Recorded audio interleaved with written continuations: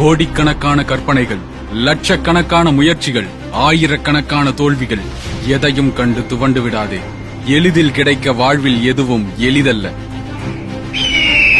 பறவை இனத்திலேயே கழுகுக்கு மட்டும்தான் 70 ஆண்டு ஆயுட்காலம்.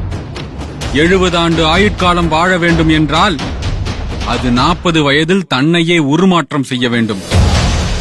கழுகு தன் 40 வயதை அடையும் போது அதன் அலகு இரையை பிடிப்பதற்கும் உண்பதற்கும் பயனற்றதாகிவிடும்.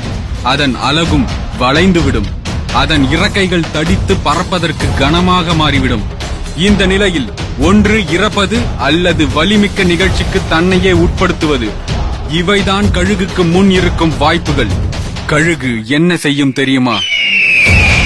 இந்த காலகட்டத்தில் உயர்ந்த மலைக்கு பறந்து சென்று அங்கிருக்கும் பாறையில் தன் அலகை கொண்டு வேகமாக மோதி அலகை உடைக்கும். புதிய அலகு வளரும் வரை தன் கூட்டிலேயே தனித்து இருக்கும். புதிய அலகு வளர்ந்த பின் இறகுகளை தானே பிழித்து எடுக்கும். 5 மாதங்களுக்கு பின் புதிய இறகுகள் முளைக்க ஆரம்பிக்கும். இந்த மாற்றத்திற்கு சுமார் 150 நாட்கள் ஆகும். அத்தனை நாட்கள் காத்திருந்து வலியை அனுபவித்து மறுபிறவியை அடைந்த கழுகு இன்னும் 30 ஆண்டுகள் வாழ தகுதி உள்ளதாக மாறும்.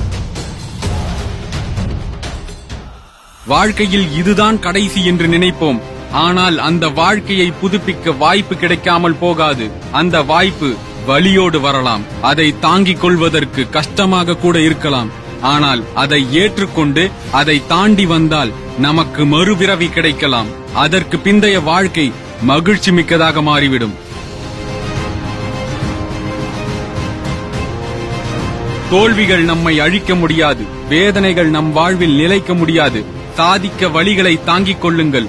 போதிக்கும் பாடங்களாய் உங்களை நீங்களே செதுக்கிக் கொள்ளுங்கள்.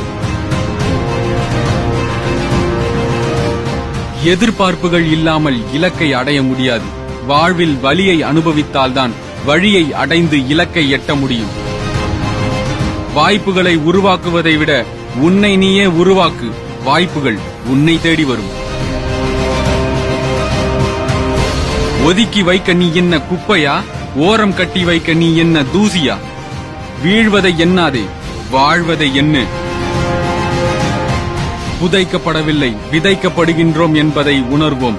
விதை இருளுக்கு அஞ்சாது. ஒதுக்கப்படவில்லை, செதுக்கப்படுகின்றோம் என்பதை உணர்வோம். மனம் தோல்விக்கு அஞ்சாது.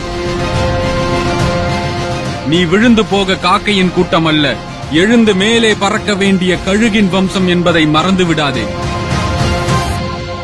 கழுகை போன்று தன்னம்பிக்கையோடு மறுபிறவிக்கு நாமும் தயாராகுவோம்.